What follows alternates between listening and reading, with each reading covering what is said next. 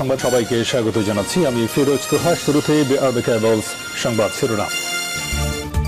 শুরুতেই জানিয়ে দিব এই মুহূর্তের সর্বশেষ গুরুত্বপূর্ণ আপডেট বাংলা সংবাদ। বিএনপি সবসময় মানুষের কল্যাণে কাজ করছে বলছেন রুহুল কবির রিজভী। এরপর থাকবে কর্তৃত্ববাদী শাসন অবসানে সিরাজুল আলম খানের রাজনীতি পথ দেখায়। জানিয়ে দিব এমপি আনার হত্যা, আওয়ামী লীগ নেতা বাবু 7 দিনের রিমান্ডে। জানাবো আওয়ামী লীগের সমন্বয় সভা আগামীকাল। এদিকে কোটার বিরুদ্ধে ঢাবিতে ফের বিক্ষোভ, অ্যাটর্নি জেনারেলকে স্মারকলিপি। এবং সর্বশেষ জানিয়ে দিব ইসরায়েলে হামলায় গাজার 3000 শিশুর অঙ্গহানি। এতক্ষণ শুনছিলেন সংবাদ শিরোনাম, এবারে বিস্তারিত। তবে তার আগে কমেন্টস করে জানিয়ে দিন আপনি কোন জেলা থেকে আমাদের সংবাদটি দেখছেন এবং শুনছেন। জানিয়ে দিন এই সংবাদ সম্পর্কে আপনার মূল্যবান মতামত। প্রিয় দর্শক, আপনি যদি আমাদের চ্যানেলে নতুন হয়ে থাকেন, ভিডিওটি দেখতে দেখতে চ্যানেলটি সাবস্ক্রাইব করে রাখুন, যাতে করে আমাদের পরবর্তী আপডেট সংবাদগুলো সবার আগে আপনার কাছে পৌঁছে যায়। এবারে বিস্তারিত। বিএনপি সবসময় মানুষের কল্যাণে কাজ করছে বলছেন রুহুল কবির রিজভী। বিএনপি সবসময় মানুষ এবং সমাজের কল্যাণের জন্য কাজ করছে বলে জানিয়েছেন বিএনপির সিনিয়র যুগ্ম মহাসচিব রুহুল কবির রিজভী। রোববার বিকেলে শহীদ প্রেসিডেন্ট জিয়াউর রহমানের 43তম শাহাদাত বার্ষিকী পালন উপলক্ষে রাজধানীর নয়াপল্টনস্থ বিএনপির কেন্দ্রীয় কার্যালয়ের কনফারেন্স হলে জিয়া মঞ্চের উদ্যোগে দোয়া এবং গুমখুন পরিবার ও অসহায়দের মাঝে সেলাই মেশিন বিতরণকালে প্রধান অতিথির বক্তব্যে একথা বলেন তিনি। দোয়া পরিচালনা করেন ওলামা দলের সদস্য সচিব কাজী আবুল হোসেন। এই দিনে সংগঠনটি 10 জন অসহায় মানুষের মাঝে সেলাই মেশিন বিতরণ করেন। রিজভী বলেন, আওয়ামী লীগ সরকারের প্রভাবে যারা আজ নিপীড়িত ও নির্যাতিত হয়েছেন, বিএনপি এবং তার অঙ্গ সহযোগী সংগঠনগুলো প্রতিনিয়ত সেই সকল মানুষের পাশে রয়েছে। বিএনপি সবসময় এবং মানুষ সমাজের কল্যাণের জন্য কাজ করছে। অসহায় ও দুস্থ পরিবারকে সেলাই মেশিন দেয়া হচ্ছে, যা আত্মনির্ভরশীল হওয়ার কাজ। এছাড়াও বিএনপি সবসময় দেশের দুর্যোগকালীন কঠিন সময়ে জনগণের পাশে দাঁড়ায়। তিনি বলেন, শহীদ প্রেসিডেন্ট জিয়াউর রহমান এ দেশের মানুষের স্বয়ংসম্পূর্ণ করা, আত্মনির্ভরশীল করে তোলার যে দর্শন ও আদর্শ দিয়ে গেছেন, এ কাজের মধ্য দিয়ে আমরা সেটা পালন করতে পারছি। ঢাকা মহানগর দক্ষিণ বিএনপির আহ্বায়ক ও জিয়া মঞ্চের সভাপতি আব্দুস সালামের সভাপতিত্বে সাধারণ সম্পাদক মোহাম্মদ ফয়েজুল্লাহ ইকবালের সঞ্চালনায় সবাই উপস্থিত ছিলেন বিএনপির ঢাকা বিভাগীয় সাংগঠনিক সম্পাদক আব্দুস সালাম আজাদ, স্বেচ্ছাসেবক বিষয়ক সম্পাদক মীর শরাফত আলী সফু, ধর্ম বিষয়ক সম্পাদক রফিকুল ইসলাম জামাল, সাংগঠনিক সম্পাদক সেলিমুজ্জামান সেলিম, জিয়া মঞ্চের আবু তালেব, নাজমুল হাসান, সাদাত হোসেন পলাশ, জামাল উদ্দিন, আমাল হোসেন অনিক প্রমুখ। কর্তৃত্ববাদী শাসন অবসানে সিরাজুল আলম খানের রাজনীতি পথ দেখায়। স্বাধীনতা সংগ্রামের অনুপ্রেরণায় স্বাধীন দেশ উপযোগী শাসন ব্যবস্থা গড়ে তুলতে আমৃত্যু সংগ্রাম করে গেছেন সিরাজুল আলম খান। বর্তমান কর্তৃত্ববাদী শাসন অবসানে তার রাজনৈতিক জীবন ও দর্শন পথ দেখায়। রোববার রাজধানীর রমনার ইঞ্জিনিয়ার্স ইনস্টিটিউশন মিলনায়তনের সেমিনারে হলে বাংলাদেশের রাজনীতির রহস্য পুরুষ হিসেবে পরিচিত সিরাজুল আলম খানের প্রথম মৃত্যুবার্ষিকী উপলক্ষে যুব বাঙালি আয়োজিত আলোচনা সভায় বক্তারা এসব কথা বলেন। আলোচনা সভায় বিএনপি চেয়ারপারসনের উপদেষ্টা ও ঢাকা মহানগর দক্ষিণের আহ্বায়ক বীর মুক্তিযোদ্ধা আব্দুস সালাম বলেন, আওয়ামী লীগের কারণে মুক্তিযুদ্ধের স্বপ্ন বাস্তবায়ন হচ্ছে না। আওয়ামী লীগ ক্ষমতায় থাকলে গণতন্ত্র রক্ষা করা যাবে না। আওয়ামী লীগ যতবার ক্ষমতায় এসেছে ততবার গণতন্ত্র হরণ করেছে। ভোটের অধিকার ও নিজের দেশের মালিকানা ফেরত চাইতে তরুণদের সোচ্চার হওয়ার আহ্বান জানিয়ে তিনি বলেন, সরকার ব্যাংক থেকে টাকা নিয়ে ফেরত দেয় না। তারা বেনজির আজিজকে ধরতে পারে না। আওয়ামী লীগ ক্ষমতায় থাকলে বাংলাদেশের এই অবস্থা হবে। আওয়ামী লীগের হাতে আমাদের স্বাধীনতা কখনো নিরাপদ নয়। তিনি আরো বলেন, শুধু পাকিস্তানের নাম বদল করে বাংলাদেশ আর মুসলিম লীগের নাম বদলে আওয়ামী লীগকে ক্ষমতায় বসাতে আমরা মুক্তিযুদ্ধ করিনি। আমরা দেশ স্বাধীন করেছিলাম সকল মানুষের ভাগ্যের পরিবর্তন করার জন্য। যখন মানুষের ভাগ্যের পরিবর্তন হলো না, আওয়ামী লীগ তখন লুটপাটে চলে গেল। তখন আমরাই প্রতিরোধ করেছিলাম। বীর মুক্তিযোদ্ধা আব্দুস সালাম বলেন, মুক্তিযুদ্ধের মধ্য দিয়ে যে ঐক্যবদ্ধ রাজনৈতিক শক্তি সৃষ্টি হয়েছিল তা দিয়ে স্বাধীন দেশ গড়ে তোলার দাবি জানিয়েছিলেন সিরাজুল আলম খান।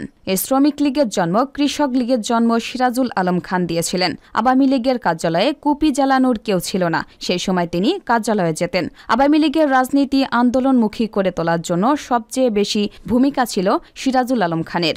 যে স্বপ্ন নিয়ে যুদ্ধে গেলাম সে স্বপ্ন পূরণ হলো না। গণফোরামের একাংশের সাধারণ সম্পাদক সুব্রত চৌধুরী বলেন, এখন রিটায়ার্ড জাজিজ রিটায়ার্ড বেনজির দেখতে পাচ্ছেন। একে সিনহা রানিং প্রধান বিচারপতি ছিলেন। তিনি ষোড়শ সংশোধনীর রায়ে ফাউন্ডিং ফাদার নিয়ে বলেছিলেন, সিরাজুল আলম খান বাংলাদেশের অন্যতম ফাউন্ডিং ফাদার। এমপি আনার হত্যা, আওয়ামী লীগ নেতা বাবু 7 দিনের রিমান্ডে। সংসদ সদস্য আনোয়ারুল আজিম আনারকে হত্যার উদ্দেশ্যে অপহরণের মামলায় গ্রেফতার আওয়ামী লীগ নেতা কাজী কামাল আহমেদ বাবুর 7 দিনের রিমান্ড মঞ্জুর করেছেন আদালত। রোববার ঢাকার মেট্রোপলিটন ম্যাজিস্ট্রেট মোহাম্মদ মেহেদী হাসানের আদালত শুনানি শেষে এ রিমান্ড মঞ্জুর করেন। বাবু ঝিনাইদহ জেলা শহরের ভুটিয়ারগাতি গ্রামের মৃত রায়হান উদ্দিনের ছেলে। তিনি পৌর আওয়ামী লীগের যুগ্ম সাধারণ সম্পাদক পদেও রয়েছে। ডিবির সংশ্লিষ্ট সূত্রে জানা গেছে, এমপি আনার হত্যার ঘটনায় গ্রেপ্তার শিমুল ভূঁইয়া ওরফে আমানুল্লাহর দেয়া তথ্যের ভিত্তিতেই বৃহস্পতিবার রাতে আটক করা হয় আওয়ামী লীগ নেতা বাবুকে।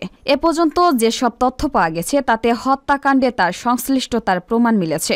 শিমুল ভূঁইয়া ও বাবুর দেয়া তথ্য প্রযুক্তির মাধ্যমে যাচাই করা হচ্ছে বলেও জানিয়েছে ডিবি। এদিকে পুলিশের একটি সূত্র জানিয়েছে, বুধবার রাত 8:30টার দিকে বাবু ঝিনাইদহ সদর থানায় হাজির হয়ে একটি জিডি করেন। ওই জিডিতে 3টি মোবাইল ফোন হারিয়ে গেছে বলে উল্লেখ করেন তিনি। এর একটি আইফোন, একটি ভিভো এবং একটি রেডমি মোবাইল ফোন।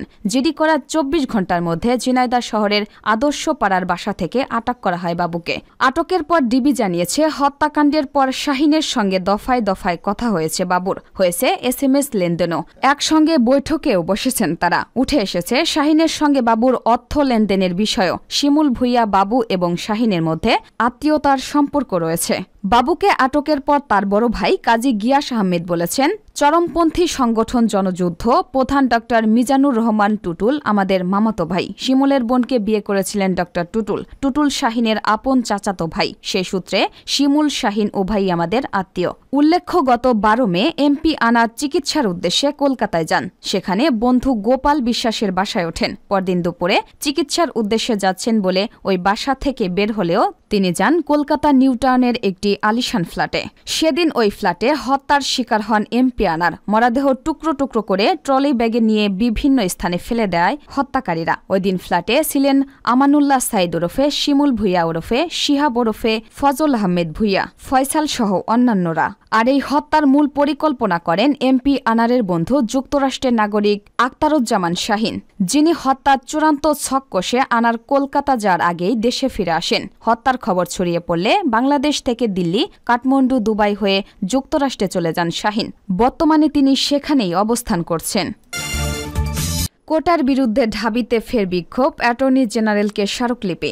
সরকারি চাকরিতে বেতন কাঠামোর 9ম থেকে 13তম গ্রেডে মুক্তিযোদ্ধা কোটাসহ বিভিন্ন পদ্ধতি বাতিলের সিদ্ধান্ত বহালে উচ্চ আদালতের রায়ের প্রতিবাদে ফের 3য় দিনের মতো বিক্ষোভ কর্মসূচি পালন করেছেন ঢাকা বিশ্ববিদ্যালয়ের শিক্ষার্থীরা। এছাড়া শিক্ষার্থীরা এই রায়কে চেম্বার আদালতে স্থগিতের আবেদন এবং রাষ্ট্রপক্ষকে আপিল করতে আইনগত পদক্ষেপ গ্রহণের দাবি জানিয়েছে। হাইকোর্টের অ্যাটর্নি জেনারেল বরাবর একটি স্মারকলিপিও প্রদান করেন।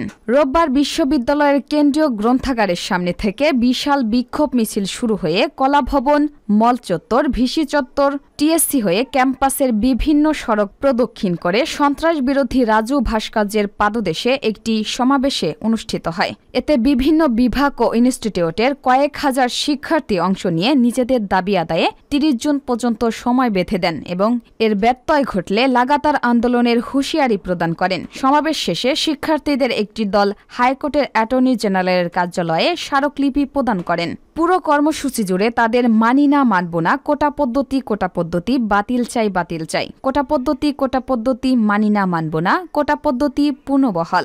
আমার সোনার বাংলায় বৈষম্যের ঠাঁই নাই, কোঠা বৈষম্য নিপাত যাক, মেধাবীরা মুক্তি পাক। সারা বাংলায় খবর দে, কোটা প্রথার কবর দে, 18 হাতিয়ার গর্জে উঠুক আরেকবার।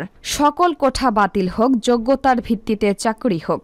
আমজনতার হাহাকার গর্জে উঠুক আরেকবার। কোটামুক্ত নিয়োগ হোক, যোগ্য প্রার্থীর চাকরি হোক। মুক্তিযুদ্ধের মূল কথা সুযোগের সমতা ইত্যাদি সংবলিত স্লোগান দিতে দেখা যায়। গাজায় হামলা না থামালে ইসরায়েলের বিরুদ্ধে পদক্ষেপ নেবে কলম্বিয়া। ইসরায়েলে কয়লা রপ্তানি স্থগিত করার ঘোষণা দিয়েছেন কলম্বিয়ার প্রেসিডেন্ট গুস্তাভো পেত্রো। ফিলিস্তিনের অবরুদ্ধ গাজা উপত্যকায় ইসরায়েলের নৃশংসতার প্রতিবাদে এই পদক্ষেপের কথা জানান তিনি বলেন, অবরুদ্ধ গাজায় হামলা বন্ধ না করলে ইসরায়েলকে আর কয়লা দেয়া হবে না। গতকাল 8 জুন সামাজিক যোগাযোগ মাধ্যম এক্সে দেয়া এক পোস্টে এই ঘোষণা জানিয়েছেন গুস্তাভো পেত্রো।